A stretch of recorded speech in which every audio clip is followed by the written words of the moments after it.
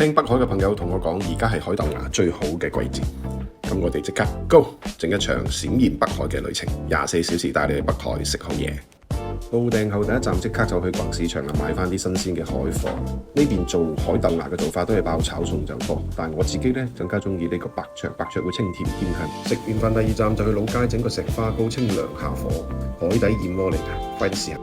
第二日一早就去咗橋港風情街吳姨正宗越南蟹子粉去試下佢哋嘅粉，海鮮都幾新鮮嘅，清湯底唔算話好特別。按照我哋廣州人嘅講法，新鮮嘅海鮮白灼就得啦，邊使搞咁多嘢。食完個粉跟住去北海榜嘅大哥爺爺大吉，整翻杯波波泰奶，整翻杯冰凍奶茶。呢間嘢攞過好多獎嘅，一定要過嚟試試。成個泰國 feel 翻晒嚟。轉眼間又到咗中午我哋去咗排隊嘅牛腩粉。呢間牛腩粉比較特別，因為佢啲湯底幾十斤嘅牛骨熬不但止，裏邊仲係用沙蟲同埋黃豆去提嘅鮮味，煲呢啖牛骨湯，湯頭清涼回甘，清鮮帶甜，好似海鮮湯嘅感覺。啲粉爽滑吸汁，佢哋自創嘅辣椒醬，加啲香葱小料，積翻晒今次特種兵嘅行程，積翻晒啲門票價，就係因為呢一啖牛腩粉。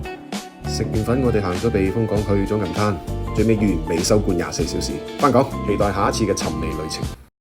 點個讚就走啦！